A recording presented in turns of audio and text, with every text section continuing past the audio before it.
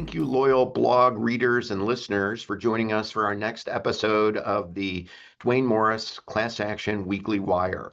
I'm Jerry Maatman, a partner here at Duane Morris, and joining me today is special counsel Rebecca Bjork of our Washington, D.C. office. Thanks so much, Rebecca, for being on our podcast. Jerry, it's great to be here. Thanks for having me. Today, we have a little bit of a different topic. We're going to focus on significant issues considering motions for sanctions in class action litigation. Rebecca, describe for our listeners some of the reasons why a court might contemplate entering sanctions in class action litigation.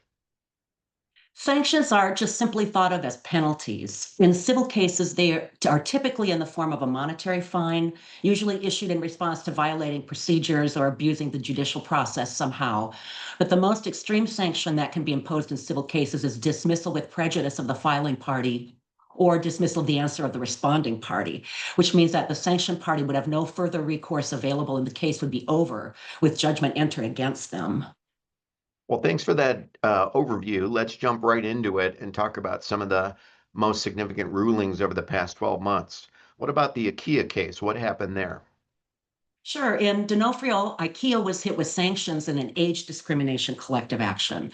Plaintiffs had alleged that older workers were passed over for promotions in favor of younger employees based on so-called future potential and their willingness to relocate. Court had ordered IKEA to preserve and produce emails from certain managers, which is obviously common in such litigation. But instead, IKEA deleted 4 of those accounts in violation of the court's order. The court said that this spoliation wasn't intentional, but it still caused significant prejudice to the plaintiffs. And as a result, IKEA had to pay attorney's fees and expenses related to their sanctions motion. I've always viewed that case as a great example of how simple negligence and not intentional or bad faith conduct can trigger sanctions in the class action space. Let's pivot to a sanctions ruling that made a lot of headlines in the consumer fraud class action space, the Dukas v. KLM Airlines case. What stood out for you there in that situation? Well, that one centered on climate related advertising.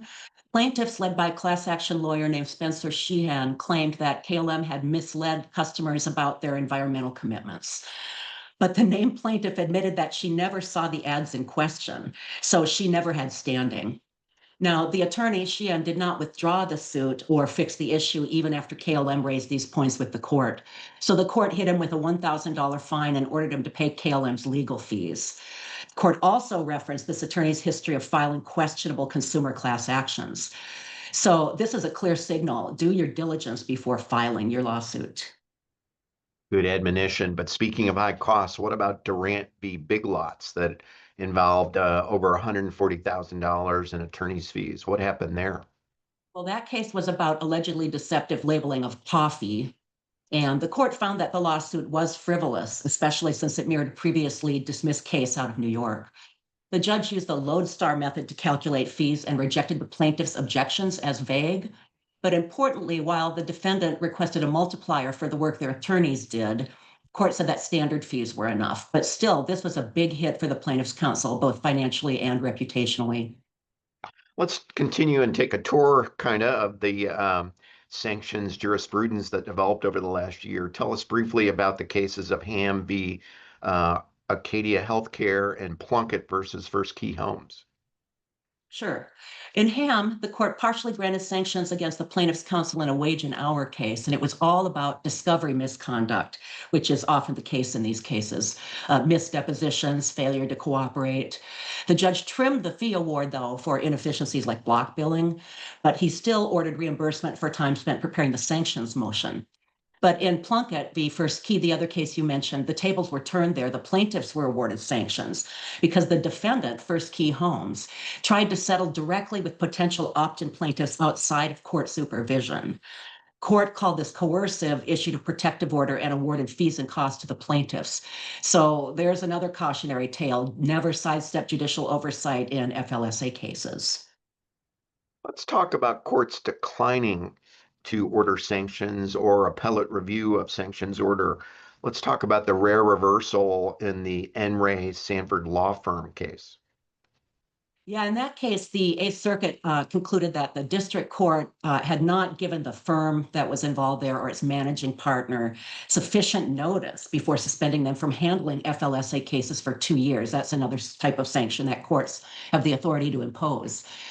It was about allegedly excessive billing, but the appeals court said that due process matters even in sanctions proceedings.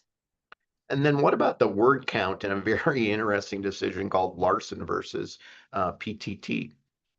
Yeah, that case was funny. The plaintiffs accused the defense team of submitting overly long briefs in violation of local rules by falsely certifying compliance with word limits.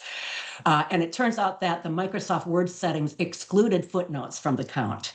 Now, the court here wasn't thrilled, but called it inadvertent and actually denied sanctions in that case. Well, that's a good reminder to double check your software settings. We have time for two quick ones, the Morasic case and the Ortiz case. Morazic, their plaintiffs lost their FLSA claims after not being able to show unrecorded work hours. But the court said that their legal theories were not frivolous. So even though they ultimately lost, no sanctions were awarded. And in the Ortiz case, the plaintiffs voluntarily dismissed their suit, alleging fireball malt labeling was misleading. The defendants sought fees under Rule 11, but because they withdrew the plaint within the safe harbor period under that rule, the court concluded that sanctions were not appropriate there either. Well, as always, it's been an interesting year in terms of sanctions decisions throughout the United States. I know that you've focused a lot in your writings and thought leadership in this area. What would you share with our readers and listeners as the general takeaways in this space? Oh, it's definitely a fun area of the law to work in, very unique area of class action jurisprudence.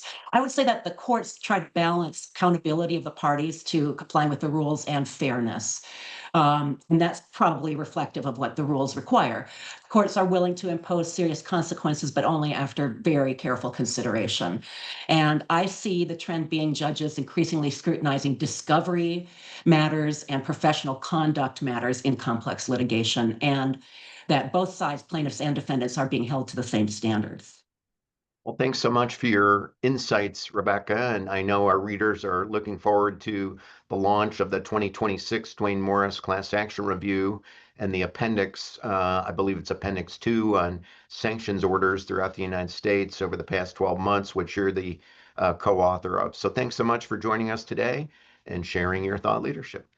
You're very welcome. Thanks so much for having me on.